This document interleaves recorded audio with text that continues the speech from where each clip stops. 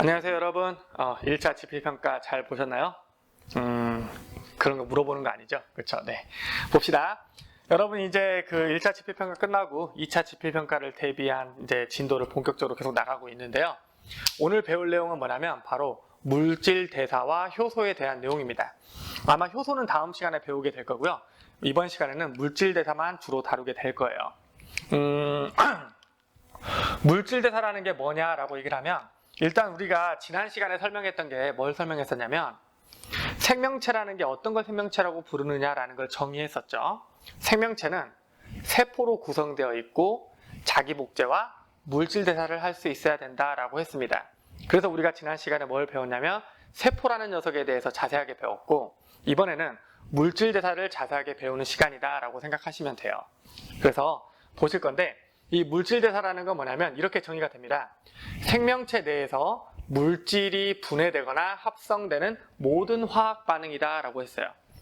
그러니까 이거를 사실 딱 중요한 것만 밑줄을 그으면 이거예요.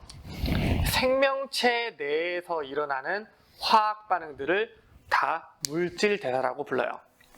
화학 반응이라는 건 말 그대로 화학적인 변화, 즉 물질의 종류가 바뀌는 반응을 얘기하는 거거든요. 그런 것들은 다 화학 반응인데 그런 것들이 생명체 내에서 일어나면 그것들을 이제 물질 대사라고 정의를 하는 거예요. 그래서 이 물질 대사는 우리가 크게 두 가지 형태로 나누게 되는데 어떤 형태로 나눌 수가 있냐면 이 화학 반응을 할 때 이런 것들이 있을 수 있어요. 보시면 여기 보시면 좀 상대적으로 작은 분자의 모형을 그려놓은 거예요.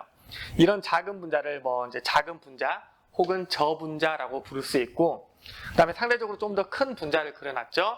이런 큰 분자를 우리가 고분자라고 부릅니다. 그런데 이 작은 분자들을 갖다가 이렇게 뭉쳐서 큰 분자로 만드는 화학 반응이 있을 수 있겠죠. 이렇게 작은 분자를 뭉쳐서 큰 분자로 만드는 화학 반응이 있을 수 있고요. 반대로 이 큰 분자를 쪼개서 다시 작은 분자로 만드는 화학 반응이 있을 겁니다. 이렇게 있다고 했을 때 우리는 생명체 내에서 이 작은 분자들을 뭉쳐서 조금 더 큰 분자로 만드는 이러한 화학 반응을, 이러한 물질 대사를 뭐라고 부르냐면 동화작용이라고 불러요. 동화작용. 그리고 반대로 상대적으로 큰 분자를 작은 분자로 쪼개는 반응을 우리는 이화작용이라고 부릅니다. 이화작용이라고 불러요.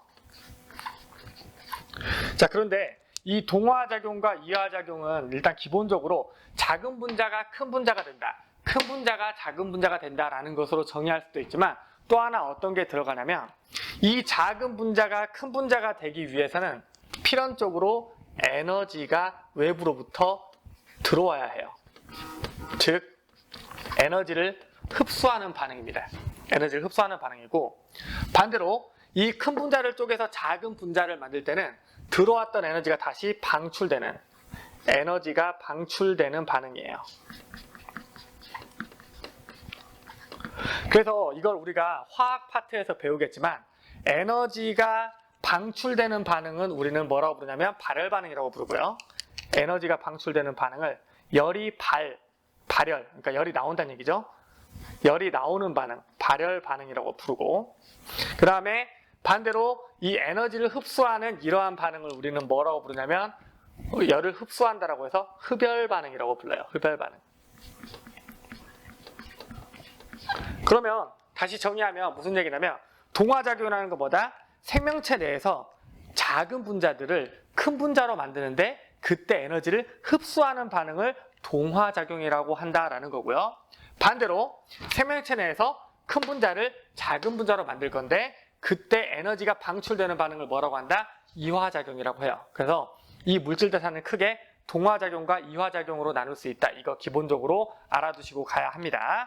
자, 그 다음 보도록 할게요. 보시면 여기서 보면 이제 발열 반응이랑 흡열 반응이 있는데 이거는 조금 이따가 뒤에서 다루도록 하고요. 이 물질 대사가 일어나기 위해서는 필연적으로 또 뭐가 필요하냐면 생명체 내에서 이 물질 대사를 도와주는 효소라는 물질이 관여하게 되어 있습니다. 효소가 관여하게 되어 있어요. 그리고 이 효소가 바로 우리가 다음 시간에 배울 내용이니까요. 일단 효소가 관여한다 정도로만 알아두고요. 이러한 동화작용과 이화작용의 예로 얘가 뭐가 있는지 예를 한번 보도록 할게요. 여러분 동화작용의 예는 뭐냐면 작은 분자, 상대적으로 작은 분자를 쪼개서 좀 더 큰 분자로 만드는 거예요. 대표적인 게 광합성과 단백질의 합성인데 아마 제 기억이 맞다면 이 단백질이 합성되는 부분을 정윤희 선생님이 수업 시간에 할 거예요. 아미노산이라는 상대적으로 작은 이 저분자들이 모여서 상대적으로 큰 단백질이라는 큰 분자를 만드는 거 아마 하게 될 거니까 여기서는 그냥 예시가 이런 게 있다는 정도만 얘기하고요. 광합성을 좀 더 자세히 얘기해 보도록 할게요. 자, 이 예시 중에 하나인 광합성을 보면 광합성이라는 건 식물이 하는 거죠. 여러분 잘 아시죠? 식물들이 주로 하죠. 식물이 이렇게 살고 있습니다. 여기 이렇게 식물이 예쁘게 살고 있어요. 여러분 식물 키울 때 식물한테 뭐 줘요? 식물한테 주는 거 하나밖에 없죠. 저희는 비료도 주고 뭐도 주고 해요. 이렇게 얘기할 수 있지만 기본적으로 여러분들은 식물을 키울 때 뭘 주냐면 물을 줍니다. 물을 줘요. H2O 물을 주고요. 그리고 이 식물은 그 물과 함께 대기 중에서 뭘 흡수하냐면 CO2 이산화탄소를 흡수합니다. 그리고 이 이산화탄소와 물이라는 이 작은 분자들을 모아가지고 우리가 흔히 영양분이라고 얘기하는 포도당을 만들어내요. 그래서 그 과정을 화학 반응식으로 써보면 6개의 이산화탄소 분자와 CO2, 6개의 H2O 물 분자를 가지고 뭘 만들어내냐면 한 개의 포도당 분자를 만들어요. C6H12O6 포도당 분자를 만들고 그러면서 그 부산물로서 뭘 내게 되냐면 산소기체 6개의 O2 산소기체를 내게 됩니다. 자, 그럼 보시면 이산화탄소 CO2 원자 꼴랑 3개로 된 분자죠. 물 분자 H2O 원자 꼴랑 3개로 된 분자죠. 그런데 C6H12O6 이 포도당 어때요? 이 포도당 같은 경우에는 무려 원자가 몇 개가 모여 있어요? 24개가 모여 있죠. 원자 24개가 모여 있는 상당히 큰 분자입니다. 그래서 이렇게 작은 분자들이 상대적으로 큰 분자로 바뀌는 반응을 뭐라고 한다? 동화작용이라고 하는데 그 대표적인 예로 광합성이 있다. 그 다음에 아까 제가 큰 분자가 작은 분자가 된다 그거 하나만 보고 따지는 게 아니었죠. 하나 더 뭐 있었습니까? 네, 맞아요. 광합성이라는 거 뭡니까? 바로 얘가 빛이 있어야만 이러한 합성을 할 수 있거든요. 그래서 얘는 뭐냐면 이 반응을 하기 위해서는 필연적으로 또 빛 에너지를 흡수해야 해요. 그럼 에너지를 흡수하면서 작은 분자를 큰 분자로 만들었네. 동화작용의 아주 대표적인 예라고 볼 수가 있죠. 그렇죠? 자, 그 다음에 이화작용의 대표적인 예로는 세포호흡과 소화라고 되어 있는데 소화는 여러분들이 중학교 때 이미 배웠습니다. 우리가 예를 들어 밥을 먹는다고 합시다. 밥을 냠냠냠 먹으면 밥에 있는 녹말이라는 영양분이 우리 입속에 있는 아밀레이즈라는 소화 효소 이런 것들에 의해서 좀 더 작은 엿당으로 바뀌게 되고 우리 몸속으로 들어가 가지고 이제 포도당이라는 작은 분자로 쪼개지게 되죠. 단백질을 먹으면 펩신이라는 소화 효소에 의해서 아미노산으로 쪼개지고요. 그 다음에 지방을 먹으면 라이페이스라는 소화 효소에 의해서 뭘로 변해요? 지방산과 글리세롤이라는 좀 더 작은 분자로 바뀌게 되죠. 이처럼 소화는 쪼개는 거예요. 쪼개. 그렇기 때문에 이화작용의 대표적인 예고요. 그 다음에 지금 쓸 건 뭐냐면 세포호흡을 쓸 건데 우리 몸의 세포에서 우리가 저번에 얘기했던 특히 세포 내에서도 그 미토콘드리아에서 하는 일인데 그 미토콘드리아라는 녀석은 어떤 일을 하게 되냐면 우리가 피로부터 영양분인 포도당을 받아요. C6H12O6 포도당을 받습니다. 그리고 우리가 숨 쉬어서 얻은 그 산소를 피로부터 또 받아요. 그래서 한 개의 포도당 분자와 6개의 물 분자를 이용을 해서 6개의 산소 분자를 이용을 해서 6개의 이산화탄소 분자와 6개의 물 분자를 만들어냅니다. 그럼 아까 얘기했던 것처럼 포도당이 분자가 커요? 아니면 이산화탄소와 물 분자가 커요? 포도당의 분자 크기가 더 크죠? 큰 분자가 쪼개져서 뭘로 바뀌는 거야? 작은 분자로 바뀌는 겁니다. 그리고 바로 이때 에너지가 나중에 배울 내용인데 ATP라는 형태로 에너지가 방출돼요. ATP 지금 자세히 알려고 할 필요는 없고 중요한 건 뭐다? ATP라는 녀석이 뭐다? 결국은 에너지다. 그래서 에너지를 방출한다. 큰 분자를 쪼개서 이산화탄소와 물이라는 작은 분자로 만드는데 그때 에너지를 방출한다. 딱 여기서 얘기한 이화작용의 조건에 딱 맞는 거죠. 그렇죠. 그래서 동화작용은 뭐다, 이화작용은 뭐다, 그리고 동화작용과 이화작용의 예시로는 이런 것이 있다라는 거 정리해봤습니다. 자, 그리고 이제 여기서 보면 발열반응과 흡열반응이라는 개념이 나오는데 이거는 사실 화학에서 쓰는 개념이거든요. 이 개념에 대해서 이어서 보도록 할게요. 지금부터 발열반응과 흡열반응에 대해서 얘기를 해볼 텐데요. 여러분들 화학 반응이 일어나게 되면 언제나 에너지의 출입이 수반됩니다. 쉽게 말하면 에너지가 나오기도 하고 에너지가 흡수되기도 해요. 들어가기도 합니다. 바로 그때 그 화학 물질이 어떤 물질이 에너지를 얼만큼 갖고 있냐에 따라서 그게 결정이 되거든요. 자, 일단 한번 봅시다. 여러분, 제가 아까 광합성에 대한 화학 반응식을 썼었고 세포 호흡에 대한 화학 반응식을 썼잖아요. 화학 반응식을 이미 배웠겠지만 화학 반응식에서 이 반응 전에 왼쪽에 있는 이 물질을 우리는 뭐라고 부릅니까? 이 물질을 반응물이라고 불러요. 반응물. 그리고 반응의 결과로 나온 이 오른쪽에 있는 물질들을 뭐라고 부르죠? 네, 맞아요. 생성물이라고 부릅니다. 그래서 반응물이 생성물로 바뀌는 건데 이 반응물이 생성물로 바뀔 때 우리는 이런 그래프를 그릴 수가 있어요. 자, 가로축을 보시면 뭐라고 되냐면 반응 경로. 쉽게 말하면 여기 있다가 이쪽으로 반응이 갔어 라는 뜻이고요. 그 다음에 이 세로축은 뭐냐면 에너지인데 이게 바로 뭐냐면 물질이 가지고 있는 에너지를 얘기하는 거예요. 주변의 에너지가 아니라 그 물질이 가지고 있는 에너지라는 의미를 가지고 있습니다. 자, 그럼 보시면 반응하기 전의 물질, 이걸 뭐라고 부른다고 했지 아까? 이 반응하기 전에 있는 이 물질을 반응물이라고 불러요. 반응물. 여기 반응물이 이만큼의 에너지를 가지고 있다고 합시다. 이만큼 에너지를 가진다고 할게요. 그런데 얘가 반응이 끝난 후에 어떤 생성물을 만들었는데 그 생성물은 이만큼의 에너지를 가진다고 합시다. 생성물이. 그러면 반응물이 가지고 있는 에너지가 높아요? 생성물이 가지고 있는 에너지가 높아요? 생성물이 가지고 있는 에너지가 더 높죠. 얼만큼 높냐면 이만큼 에너지가 높습니다. 에너지가 이만큼 높아요. 맞죠? 자, 그럼 에너지라는 건 기본적으로 새로 생겨나거나 없어지지 않아요. 뭐냐면 그 형태가 변화될 뿐이죠. 자, 그럼 여기서 지금 물질이 가지고 있는 에너지가 증가했다는 것은 에너지가 새로 생겨나거나 없어지는 게 아니기 때문에 얘가 증가했다는 건 어디에선가 가져왔다는 얘기죠. 그래서 얘가 지금 뭐냐면 이만큼의 에너지만큼을 얘가 더 가지게 되었다는 것은 그만큼 외부로부터 에너지를 가져왔다는 얘기예요. 얘는 에너지를 흡수한 거예요. 외부로부터. 이만큼의 에너지를 흡수해서 반응물이 이만큼의 에너지를 흡수해서 좀 더 많은 에너지를 가진 생성물로 변하게 된 겁니다. 이때 얼만큼 흡수했냐? 이걸 뭐라고 부르냐면 반응열이라고 불러요. 반응열. 그래서 이만큼의 반응열을 흡수한 반응이에요. 그럼 보세요. 주변에서 열을 흡수해서 주변에서 열을 흡수했으니까 이런 반응, 에너지를 흡수했으니까 이런 반응을 뭐라고 부르냐? 흡열 반응이라고 불러요. 흡열 반응. 주변의 열을, 주변의 에너지를 흡수해서 지가 가진 에너지를 높여버린 반응이에요.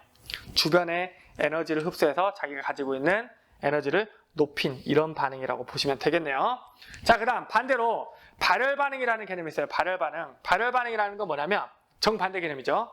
이번에는 반응물이 이만큼의 에너지를 가지고 있어요. 반응물.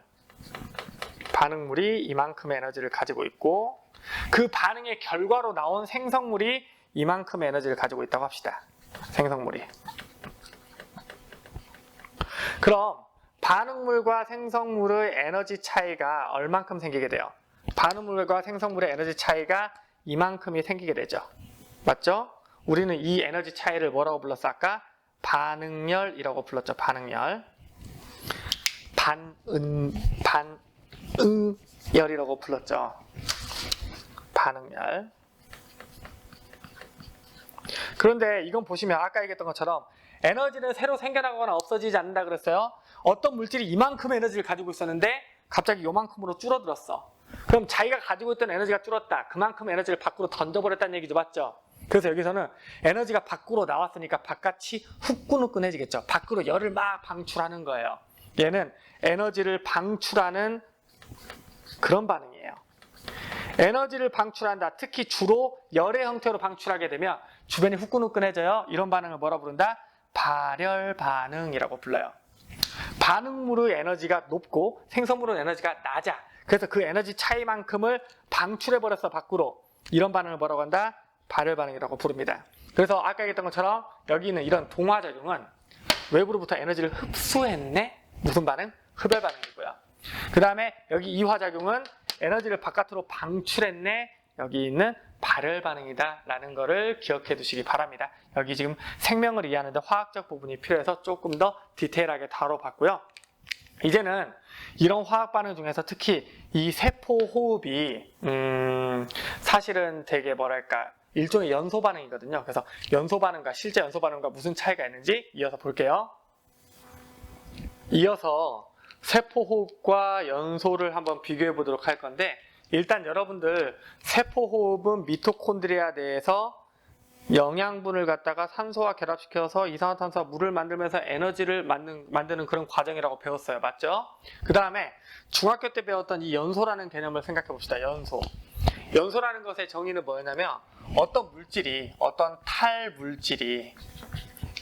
수 있는 물질이 누구를 만나서, 산소를 만나서 타는 건데, 그때 탄 결과물이 나올 거고, 그때 엄청나게 많은 열과 빛을 내면서 타는 현상을 우리가 뭐라고 배웠냐? 연소라고 배웠던 거 기억하실 겁니다. 자, 연소라는 거 뭐야? 여기가 탈 물질이 있어.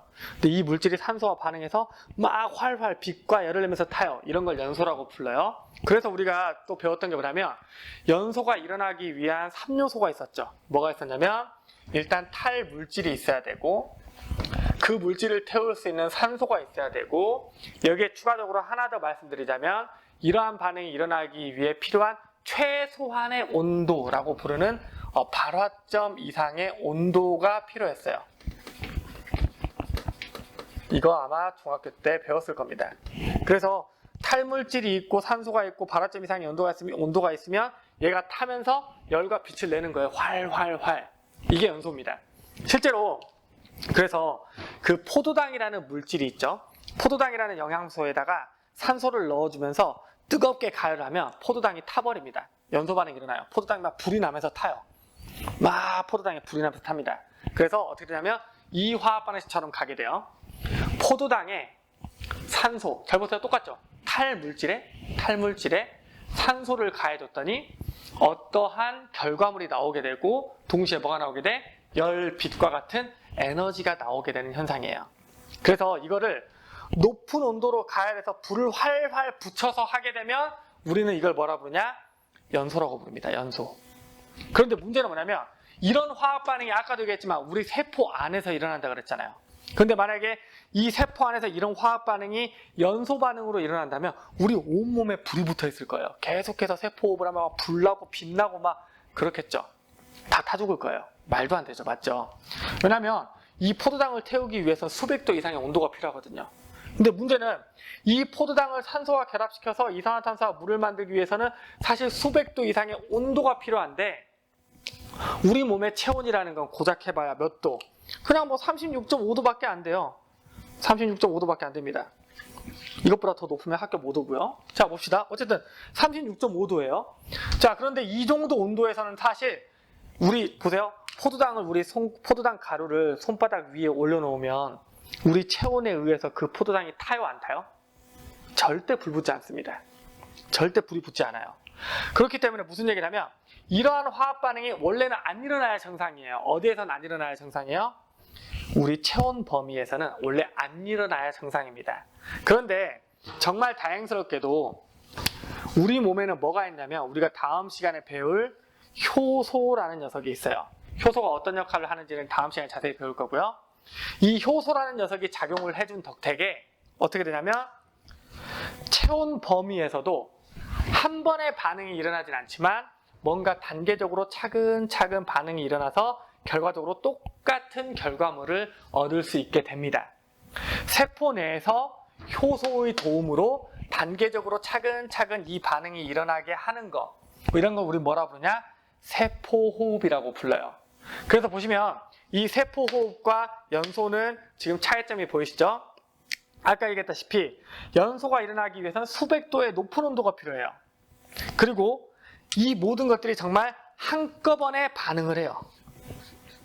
한꺼번에 반응을 하고 한꺼번에 반응하는 만큼 어떻게 된다? 에너지도 정말 한꺼번에 방출해요. 에너지를 한꺼번에 방출하니까 방출되는 에너지의 양이 많아서 불이 나고 빛이 나고 열이 나는 거죠. 자, 그런데 세포 안에서 효소의 도움을 받아서 이러한 반응이 단계적으로 일어날 때는 실제로 반응 자체가 단계적으로 차근차근 일어나게 되고, 그러다 보니까 에너지도 단계적으로 차근차근 방출이 돼요. 그래서 한 번에 방출 안 되고 차근차근 방출되니까 막 빛이 나고 타는 현상까지는 일어나지 않는 거예요. 이게 바로 세포 호흡입니다. 그래서 보시면 출발하는 물질이 똑같죠. 이 포도당과 산소가 있어요. 포도당과 산소가 있죠. 물이 있는 거는 굳이 지금 알 필요는 없어요. 이건 나중에 생명과학에서 배우시면 됩니다. 자, 포도당과 산소라는 시작 물질도 똑같고 이산화탄소와 물이라는 끝 도착지도 똑같습니다. 생성물도 똑같아요. 근데 차이가 때문에 얘는 한 번에 뚝 떨어지는 거고 얘는 차근차근 떨어지는 거예요. 근데 아까 발열 반응과 흡열 반응 설명했던 거 기억나시죠? 이게 지금 계단이 에너지거든요. 이 에너지가, 그 물질이 가지고 있는 에너지가 이렇게 줄어들게 되면 그 차이값만큼이 에너지가 방출된다 그랬죠. 그럼 보시면 얘는 한 번에 뚝 떨어지니까 에너지도 한 번에 방출될 거야. 얘는 한 번에 떨어지니까 반응이 어떻게 일어나요? 한 방에 이렇게 빡 일어나잖아요. 그러니까 에너지도 어떻게 돼? 한 방에 방출됩니다. 한 방에. 에너지가 막 한 방에 방출돼요. 어떤 거는? 연소는. 그런데 이런 세포호흡 같은 경우에는 단계를 거쳐서 한 번 반응하고 또 이렇게 반응하고 이렇게 반응하고 이런 식으로 반응하고 이런 식으로 반응하기 때문에 에너지도 한 번에 다 나오는 것이 아니라 여기서 에너지 한 번, 여기서도 또 에너지 한 번, 여기서도 에너지 한 번, 여기서도 에너지 한 번, 여기서도 에너지 한 번, 이런 식으로 나오게 된다는 거죠. 에너지가 이런 식으로 나오게 됩니다. 자, 그리고 그렇게 해서 조금씩 나오기 때문에 우리 몸이 타들어갈 일은 없는 거죠. 타들어갈 일은 없는 거예요. 자, 그런데 이 에너지가 방출되는 방식이 누군가는 한 번에 나오고, 그러니까 연소는 한 번에 나오고 세포호흡은 조금씩 나오잖아요. 근데 문제는 뭐냐면 어쨌든 결국은 포도당과 산소가 가지고 있는 에너지 값은 여기고요. 똑같죠? 포도당과 산소가 가지고 있는 에너지 값은 여기고, 그 다음에 이산화탄소와 물이 가지고 있는 에너지 값은 이거예요. 그럼 여기에서 방출되는 에너지의 총합과 여기서 방출되는 에너지의 총합은 어떨까요? 에너지 차이값만큼 방출되는 거니까 총합은 똑같겠죠. 그래서 만약에 여기서 에너지가 38이 방출된다고 칩시다. 38이. 그럼 여기서도 어떻게 조금씩 나눠서 나오긴 하지만 결과적으로 38이 나올 거라는 거예요. 예를 들어 여기에서 5가 방출됐다고 합시다. 여기에서는 뭐 6이 방출됐다고 할게요. 그리고 여기에서는 뭐 15가 방출됐다고 합시다. 26이지? 얼마 남았지? 12가 남았네. 그리고 여기에서는 6이 방출되고 여기서 6이 방출됐다고 합시다. 그러면 얘는 차근차근 5방출, 6방출, 15방출, 6방출, 6방출 이렇게 했지만 결과적으로 다 합치면 얼마예요? 잘못 계산했나? 6, 38. 맞죠. 다 해서 총 38을 방출하게 됐죠. 얘는 한 번에 다 방출했고 얘는 차근차근 방출했지만 어차피 시작점과 끝점이 똑같다면 방출되는 총량도 같다라는 거, 이 세포호흡과 연소의 비교 잘 기억해 두시기 바랍니다. 자, 우리 1차 고사 끝나고 첫 시간이잖아요. 그래서 오늘 수업은 여기까지만 진행을 하도록 할게요. 그래서 여러분들 공부 열심히 해주시고, 특히 여러분들께 부탁드리는 건 뭐냐면 시험 기간에 진도 나간 거 혹시 대충 들으셨다면 그거 다시 한번 꼭 들어주시길 부탁드리도록 하겠습니다. 우리 이제 이런 반응이 일어나기 위해서 아까 제가 뭐가 필요하다 그랬죠? 효소가 필요하다 그랬죠? 그래서 우리 다음 시간 효소에 관련된 내용으로 만나보도록 하겠습니다. 여러분 감사합니다.